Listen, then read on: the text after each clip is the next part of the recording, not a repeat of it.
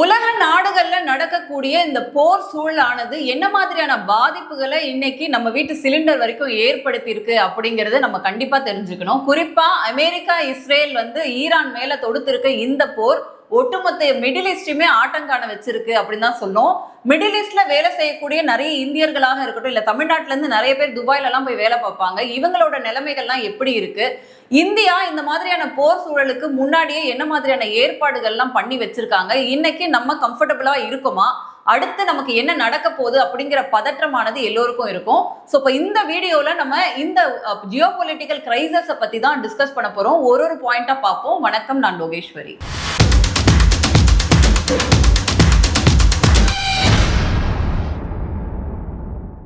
இன்னைக்கு நடக்கக்கூடிய America Israel Iran இடையேயான இந்த போர் மூட்டம் இருக்கு இல்லையா, இது ஒட்டுமொத்த உலக நாடுகள்லயும் என்ன மாதிரியான நிலையற்ற தன்மையை ஏற்படுத்தியிருக்கு, இதுல இருந்து மீண்டு வரதுக்கான வாய்ப்புகள் என்னவா இருக்கு அப்படிங்கறதுதான் இங்க நிறைய ஜியோ பொலிட்டிக்கல் அனலிஸ்ட் ஆய்வு பண்ணிட்டு இருக்காங்க. அப்படி 2026 வெஸ்ட் ஏஷியால நடக்கக்கூடிய இந்த கிரைசஸ், இந்த நெருக்கடி நிலையானது இந்தியாவுக்கு என்ன மாதிரியான இம்ப்ளிகேஷனை எனர்ஜி செக்யூரிட்டியில கொடுக்குது அப்படிங்கிறது தான் இங்க பல பேரோட கேள்வியா இருக்கு.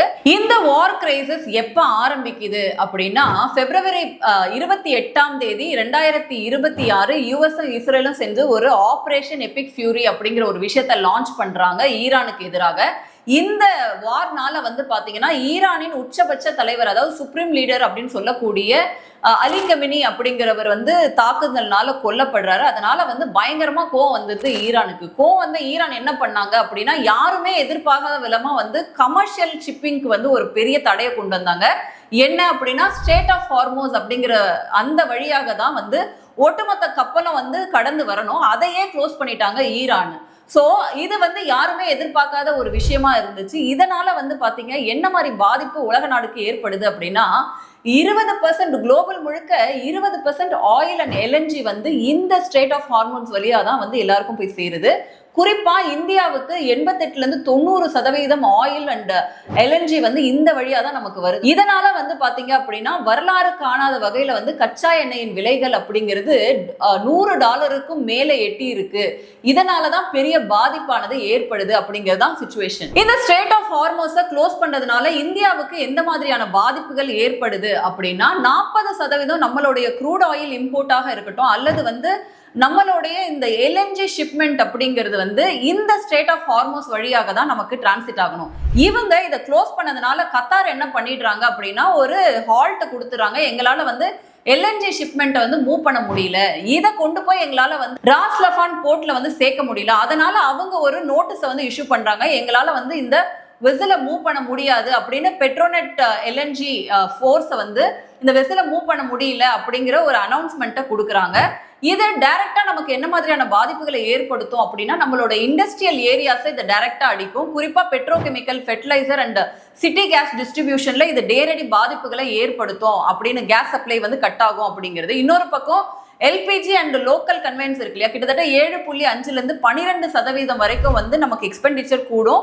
எதுக்காக அப்படின்னா, இந்த ஸ்ட்ரெய்ட் ஆஃப் ஹார்மோஸ் க்ளோஸ் பண்றதோடைய எதிரொலியாக தான் நம்மளுடைய எனர்ஜி செக்டார் அப்படிங்கிறது அடி வாங்கும் அப்படிங்கிறது ஒரு விஷயம். ஸோ அடுத்தது இந்த எனர்ஜி ஃப்ளோ என்ன மாதிரியான டிஃபிகல்ட்டியை நமக்கு ஏற்படுத்துது. உங்க முன்னாடி நான் ஒரு கிராஃபிக்கல் கார்டு வைக்கிறேன், இதை பாருங்க. நம்ம இந்த ஸ்ட்ரெய்ட் ஆஃப் ஹார்மோஸ் வழியா நமக்கு கிடைக்கக்கூடிய க்ரூட் ஆயிலா இருக்கட்டும், அல்லது இந்த லிக்விஃபைட் நேச்சுரல் கேஸ் இருக்கு இல்லையா, அது எவ்வளவு கிடைக்குது, எதனால இந்த இம்பாக்ட் இந்த க்ளோஸ் பண்றதுனால அப்படின்னு நம்ம இந்த பிக்சர் மூலமா நமக்கு புரியும்.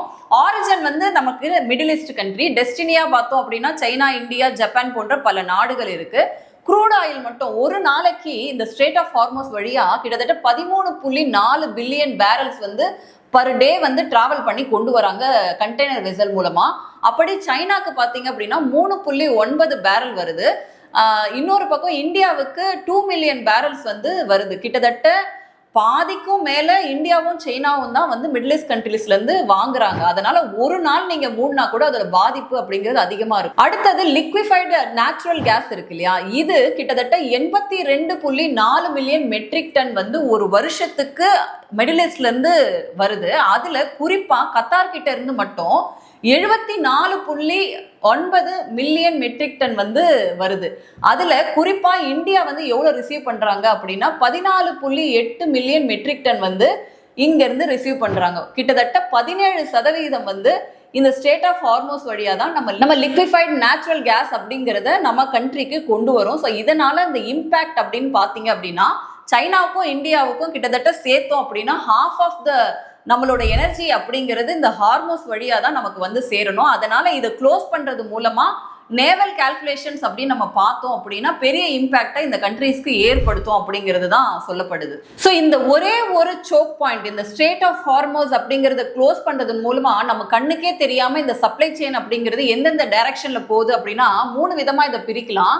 நம்ம கண்ணுக்கே தெரியாது இப்படிதான் வந்து இது இம்பாக்டை கிரியேட் பண்ணுது அப்படின்னு. என்ன மாதிரியான குளோபல் சப்ளை செயினை இது இன்டர் கனெக்ட் பண்ணுது அப்படின்னு பாத்தீங்கன்னா, எனர்ஜி எடுத்தீங்க அப்படின்னா ஆயில், அப்புறம் வந்து சல்ஃபியூரிக் ஆசிட், அப்புறம் EV vehicles, electronic vehicles, batteries and electronics. அதே மாதிரி சிப் இண்டஸ்ட்ரியில எல்என்ஜி மூலமா நமக்கு உருவாகக்கூடிய எலக்ட்ரிசிட்டியாக இருக்கட்டும், இல்ல சிப், அப்புறம் ஏ அண்ட் மிலிட்ரி ஹார்ட்வேரா இருக்கட்டும். அடுத்து ஃபெர்டிலைசர் மூலமா நம்மளோட nitrogen fertilisers, food supply for கிட்டத்தட்ட 4 பில்லியன் மக்களுக்குமே பாதிக்கும் அபாயம் அப்படிங்கிறது ஏற்படுது. இந்த ஒரே ஒரு செக் பாயிண்ட்னால இவ்வளவு அபாயங்கள் இருக்கு அப்படின்னு சொல்லப்படுது. இந்த பிரச்சனையினால நம்ம இந்தியன் கவர்மெண்ட் மேல வைக்கக்கூடிய அலிகேஷன்ஸா என்ன இருக்கு அப்படிங்கிறத பார்க்கணும். குறிப்பா ஆப்போசிஷன் லீடர்ஸ், காங்கிரஸ் போன்ற கட்சிகள் பாஜக அரசு மேல வைக்கக்கூடிய குற்றச்சாட்டுகள், முதல்ல இந்த கவர்மெண்ட் வந்து நம்மளுடைய இந்த கன்சியூமர்ஸை வந்து ப்ரொடெக்ட் பண்ண தவறிடுச்சு அப்படிங்கிற குற்றச்சாட்டை பலமா வைக்கிறாங்க. அதுலயே வந்து பாத்தீங்கன்னா இந்த சிட்டிசன்ஸோடைய இந்த தேவைகளை பூர்த்தி பண்ண வேண்டிய கடமை அப்படிங்கிறது அரசுக்கு இருக்கு. எல்பிஜி சிலிண்டருடைய டொமஸ்டிக் சிலிண்டரோட விலை மட்டும் பாத்தீங்கன்னா 60 ரூபாய் ஏறி இருக்கு. கமர்ஷியலுக்கு வந்து பாத்தீங்கன்னா 115 ரூபாயா ஏறி இருக்கு. 7ஆம் தேதி மார்ச் வரைக்கும் பாத்தீங்க அப்படின்னா இந்த ரேட் ஏறி இருக்கு அப்படின்ற குற்றச்சாட்டை வந்து எதிர்கட்சிகள் வைக்க ஆரம்பிச்சிட்டாங்க. என்ன மாதிரியான முன்னேற்பாடுகள் இந்த அரசாங்கம் செஞ்சிருக்கு அப்படிங்கறத அரசும் சொல்லுவாங்க இல்லையா. அவங்க சொல்ற விஷயம் என்னன்னா, இந்த மாதிரியான குளோபல் டென்ஷன் ஏற்படும் அப்படிங்கிற முன்னேற்பாட்டை மனசுல வச்சுக்கிட்டு தான் பல காலமா இந்த பிரைஸ் சேஞ்சை நாங்க கொடுக்கவே இல்லை. இந்த கேஸ் சிலிண்டர்ஸ்க்கு தேவையான இந்த பிரைஸ் இன்க்ரீஸ் இருக்கு இல்லையா, இதை ரொம்ப நாளா நாங்க சேஞ்ச் பண்ணாம அப்படியே மெயின்டைன் பண்ணிட்டு இருந்தோம் அப்படிங்கிறத சொல்றாங்க மற்ற உலக நாடுகளை கம்பேர் பண்ணும் பொழுது. ரெண்டாவது விஷயம் என்ன அப்படின்னா, இந்த மாதிரியான இன்ஃப்ளேஷன் ஏற்படும் அப்படிங்கிறது முன்பே கணிச்சுதான் இன்கம் டேக்ஸ் எக்ஸம்ஷனாக வந்து 12.75 லட்சத்துக்கு வரைக்கும் வந்து பாத்தீங்கன்னா கொடுத்துருந்தோம். இதோட சேர்த்து நெக்ஸ்ட் ஜென் ஜிஎஸ்டி வந்து கொண்டு வந்து இம்ப்ளிமெண்டேஷன் கொடுத்துருக்காங்க. டிஸ்போசபிள் ஹவுஸ் ஹோல்டு இன்கம்க்கு நாங்க வந்து ஒரு ஃபினான்ஷியல் குஷன் கொடுக்கணும் அப்படிங்கிற எண்ணத்துல நாங்க பண்ணியிருக்கோம் அப்படிங்கிற விளக்கத்தையும் கொடுக்குறாங்க. இதோட சேர்த்து கவர்மெண்ட் வந்து டைரக்டா நம்மளே பார்த்தோம் முந்தின வீடியோல, இந்த புரோபேன், ப்ரூட்டேன் மற்றும் எல்பிஜி சம்பந்தப்பட்ட அவுட்புட்ஸ் எல்லாமே வந்து முதல் உரிமை அப்படிங்கிறது டொமஸ்டிக் சிலிண்டர்ஸ்க்கு கொடுக்கணும் அப்படிங்கிறத ஆயில் மார்க்கெட்டிங் கம்பெனிஸ்க்கு இது டைரக்ட் இன்ஸ்ட்ரக்ஷனாவே சொல்லியிருக்காங்க. லோக்கல் டொமஸ்டிக் யூசர்ஸ், அதாவது ஹவுஸ் ஹோல்டு யூசர்ஸ்க்கு தான் முதல் உரிமை கொடுக்கணும் ராதர் தென் கமர்ஷியல் அப்படிங்கிற விஷயத்தை கொண்டு வந்து சேர்த்திருக்காங்க. சோ இதன் மூலமா இந்திய அரசாங்கம் நமக்கு சொல்லக்கூடிய செய்தி என்ன அப்படின்னா, முன்னாடி காலங்கள் மாதிரி இல்ல, இப்ப நம்ம ரொம்ப ரொம்ப லெஸ்ஸர் டிபெண்டா இருக்கோம் ஆயில்ல.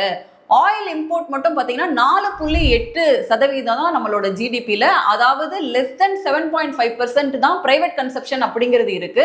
முன்னாடி காலங்கள்ல தான் யூபிஏ கவர்மெண்ட்ல தான் இது டபுள் டிஜிட்டா இருந்தது அப்படிங்கிற விளக்கத்தையும் கொடுக்குறாங்க. இதோட சேர்த்து நம்மளுடைய இந்த காங்கிரஸ் பீரியட்ல நம்மளோட டாலர் ரெமிட்டன்ஸ் அப்படிங்கிறது 70 பில்லியனா இருந்துச்சு. பட் ஆனா இப்ப 125 பில்லியனா இருக்கு. உலக நாடுகள்லயே இதுதான் வந்து பாத்தீங்கன்னா ஹையஸ்ட் ரெமிட்டன்ஸ் அப்படிங்கிறத மென்ஷன் பண்றாங்க. இந்தியா தான் டாப் பிளேஸ்ல இருக்கு அப்படிங்கிறது. ஸோ இதனால வந்து பெரிய பிளக்சுவேஷனோ பெரிய பிரச்சனைகளோ இந்தியன் ருப்பிக்கு வராது அப்படிங்கிற ஒரு விளக்கத்தையும் கொடுக்குறாங்க. பட் ஆனால் யூபிஏ பீரியட்ல என்ன பண்ணாங்க அப்படின்னா, டிரான்ஸ்பரன்சி அப்படிங்கிறது அந்த கவர்மெண்ட்ல கிடையாது. இந்த ஆயில் பாண்ட்ல தான் இவங்க இன்வெஸ்ட் பண்ணியிருந்தாங்க. இதன் மூலமா நாட்டுடைய கடன் தான் அதிகரிச்சிருந்து. ஆயில் பாண்ட் மூலமா ஹிட்டனா யாருக்கும் தெரியாம தான் அவங்களுடைய இந்த ப்ராசஸ் இருந்துச்சு. பட் ஆனால் இங்க இந்த என்டிஏ அரசாங்கம் இருக்கு இல்லையா, நாங்க அப்படி கிடையாது, நாங்க எல்லாத்தையுமே டிரான்ஸ்பரண்டா வச்சிருக்கோம் அப்படிங்கிற விளக்கத்தையும் இவங்க கொடுக்குறாங்க. சோ மூன்றாவதா சொல்லக்கூடிய விஷயம் என்ன அப்படின்னா, ரஷ்யா கிட்ட இருந்து இந்தியா ஆயில் வாங்குறதுக்கு யுஎஸோட பர்மிஷன் கொடுக்கணுமா, யுஎஸ் வந்து 30 நாள் விலக்கு கொடுக்கணுமா அப்படிங்கிற கேள்வியை வந்து எதிர்கட்சிகள் வைக்கிறாங்க. பட் ஆனா இந்தியா இதை கடுமையா எதிர்க்கிறாங்க. இந்த மாதிரி நம்ம யாரோட பர்மிஷன் வாங்கிட்டோம், யார்கிட்டயும் இந்த வேவர் வாங்கிட்டோம், நம்ம போய் பர்மிஷன் வாங்கிட்டு இன்னும் ரஷ்யா கிட்ட ஆயில் வாங்கல. இந்தியா எப்போதுமே வந்து இந்த க்ரூட் ஆயில் பர்ச்சேஸ் பண்றதுல வந்து வேர்ல்டுலயே நம்பர் 1 தான் இருக்கும். நிறைய கண்ட்ரிஸ் கிட்ட இருந்து பர்ச்சேஸ் பண்ணிட்டு இருக்கோம். ஸோ இந்த அமெரிக்கா வந்து சொல்றது அப்படிங்கிறது வந்து முற்றிலும் மறுத்திருக்கு இந்திய அரசு. இது முழுக்க முழுக்க நாட்டுடைய இந்த இறையாண்மை சம்பந்தப்பட்டது, நாட்டுடைய இன்ட்ரெஸ்ட் சம்பந்தப்பட்டது. எங்க அஃபோர்டபிலிட்டியும் அவைலபிலிட்டியும் இருக்கோ அங்க பர்ச்சேஸ் பண்றோம். நாங்க ஒரு நாளும் வந்து ரஷ்யா கிட்ட இருந்து ஆயில் வாங்குறத நிப்பாட்டவே இல்லை அப்படிங்கிற அந்த குற்றச்சாட்டுக்கு பதில் சொல்றாங்க. குறிப்பா இவங்க சொல்ற விஷயம் என்ன அப்படின்னா, இந்தியா தான் வந்து இந்த ஆயில் வாங்குறதுல டாப் கன்சியூமரா இருக்காங்க. ஸோ அதனால வந்து உலக நாடுகள், யுஎஸ் போன்ற நாடுகள் வந்து இந்தியாவை உற்று நோக்கிறது அப்படிங்கிறது, இந்த மாதிரியான விஷயங்கள் எல்லாம் சொல்றது அப்படிங்கிறது வந்து வெறும் வதந்தியா தான் பார்க்கப்படுது. ஸோ நம்ம ரஷ்யா கிட்ட ஆயில் வாங்க யுஎஸ்லாம் ஒன்றும் பர்மிஷன் கொடுக்கணும்னு அவசியம் கிடையாது. அது முற்றிலும் தவறான இன்ஃபர்மேஷன் அப்படிங்கிறத மறுத்திருக்காங்க இந்திய அரசாங்கம். அப்ப நம்ம மிடில் ஈஸ்ட்ல மட்டும் இல்ல, ரஷ்யா, அர்ஜென்டினா போன்ற நாடுகள்ல இருந்தும் பர்ச்சேஸ் பண்ணிட்டு இருக்கோம் அப்படின்னு உறுதி பண்றாங்க. அதனால இந்த தட்டுப்பாடு அப்படிங்கிறது குறையும், இந்த மாதிரி எங்கேயுமே இருக்காது, இந்த இன்ஃப்ளேஷன் வராது அப்படிங்கிற விஷயத்த வந்து இந்திய அரசாங்கம் பதிவு பண்றாங்க. ஸோ இதோட சேர்த்து இவங்க வைக்கக்கூடிய இன்னொரு அலிகேஷன் என்னன்னா, மோடியை பத்தி பேசாமையா இருப்பாங்க. ஸோ டெஃபினட்டா அவரை பத்தியும் பேசியிருக்காங்க. மோடியோடைய தவறான கொள்கைகள்னாலையும் தவறான உறவுகள்னாலையும் தான் வந்து நாடு வந்து கஷ்டப்பட போகுது, ஆபத்துக்கு உள்ளாயிருச்சு அப்படிங்கிற கம்ப்ளைண்ட்டை வைக்கிறாங்க. பட் ஆனா ரொம்ப தெளிவா மோடி அரசாங்கம் சொல்றாங்க என்ன அப்படின்னா, நாட்டு மக்களுடைய நலன் தான் நமக்கு முக்கியம். எங்க நமக்கு அஃபோர்டபுள் பிரைஸ்ல வந்து ஆயில் கிடைக்குதோ அதை நம்ம கன்சியூம் பண்ணுவோம். குறிப்பா ரஷ்யாவோட நம்ம வந்து டாப் கன்சியூமரா அங்க இருக்கோம். அதுலயும் 1/3 வந்து என்னதான் வெஸ்டர்ன் பிரஷர் இருந்தாலும் நம்ம 1/3 ஆஃப் நம்மளோட ஆயில் வந்து அங்க இருந்து பர்ச்சேஸ் பண்ணிட்டு தான் இருக்கும். ஏன்னா நமக்கு அது அஃபோர்டபுள் பிரைஸ்ல கிடைக்குது. நம்மளுடைய பர்ச்சேஸ் அப்படிங்கிறது நம்ம டிசைட் பண்றதா, எக்ஸ்டர்னலா எந்த ப்ரெஷரும் நம்மள வந்து ஒன்றும் பண்ண முடியாது. Not only in middle east country, நம்ம ரஷ்யா போன்ற நாடுகள்ல இருந்தும் பர்ச்சேஸ் பண்ணோம். குறிப்பா உக்ரைன் ரஷ்யா வார் நடந்த போது கூட நம்ம அங்க பர்ச்சேஸ் பண்ணதான் செஞ்சோம். அதனால நம்ம நாட்டுக்கு என்ன தேவை, நம்ம நாட்டு மக்களுக்கு என்ன மாதிரியான தேவைகள் இருக்கோ அதை நோக்கி தான் இந்தியா போகுமே தவிர வெளியே எந்த ப்ரெஷரோ எந்த டைவர்சிஃபிகேஷனோ நம்மள வந்து ஒன்றும் பண்ணாது.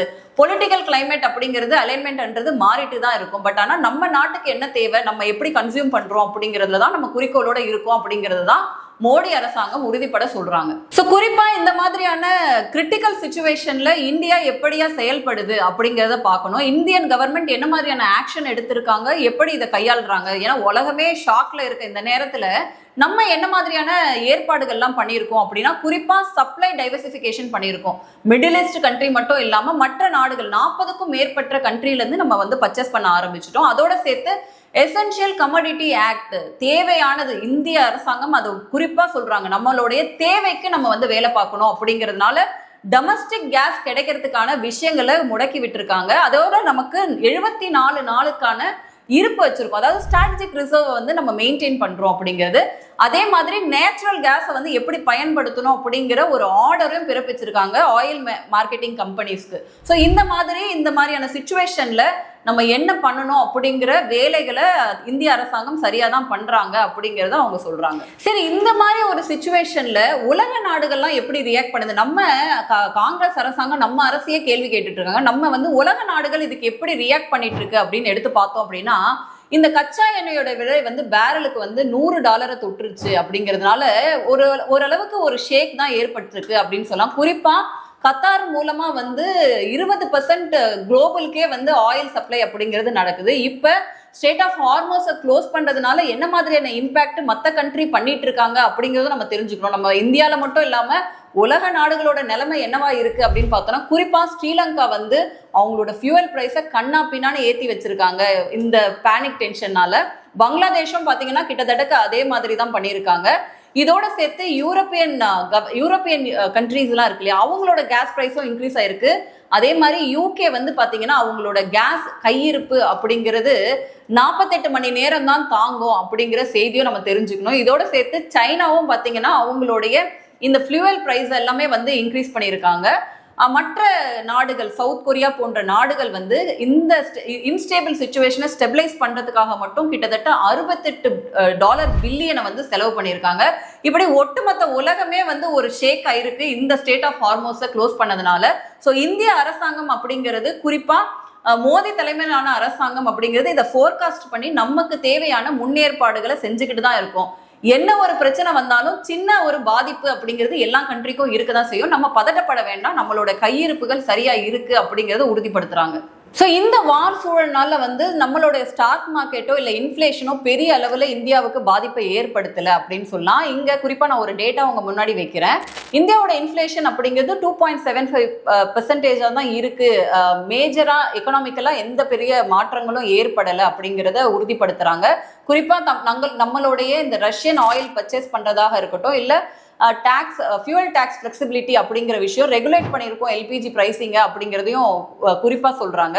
மற்ற நாடுகள் ஜப்பான் போன்ற நாடுகள் வந்து 5% வரைக்கும் இதுக்கான இம்பாக்ட் வந்து ஏற்பட்டிருக்கு. யூஎஸ் கூட வந்து பாத்தீங்கன்னா 1.7% வரைக்கும் இம்பாக்ட் ஆனது ஏற்பட்டிருக்கு.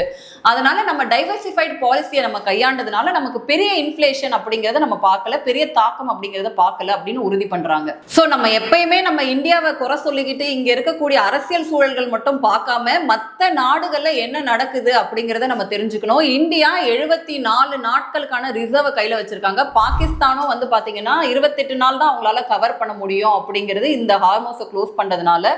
பங்களாதேஷும் வந்து 12ல இருந்து 30 நாள் வரைக்கும் தான் அவங்களால கவர் பண்ண முடியும். ஸ்ரீலங்கா 1 மாசம் வரைக்கும் தான் அவங்களோட ஹை டிபெண்டன்சி. கொரியா பொறுத்த வரைக்கும் நிறைய பணம் வந்து அவங்க செலவழிச்சிட்டு இருக்காங்க இந்த சிச்சுவேஷனை ஸ்டெபிலைஸ் பண்ண.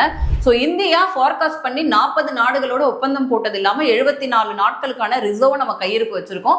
அதுக்குள்ள இந்த போர் சூழல் வந்து கட்டுக்குள்ள வரும் அப்படின்னு நம்ம நம்புறோம். ஸோ இது வந்து 90கள் இல்லை, நம்ம வந்து ஒரு வார் கிரைசிஸ் நடக்கும் பொழுது நம்மளை எப்படி தற்காத்துக்கணும்னு தெரியாம நம்ம ஒரு இன்ஸ்டேபிள் கவர்மெண்டா இல்லை, இன்னுமே நம்ம வந்து நல்ல டெவலப்டு நேஷனா வளர்ந்துட்டு இருக்கோம் அப்படிங்கிறதா நம்ம தெரிஞ்சுக்க வேண்டிய விஷயம்.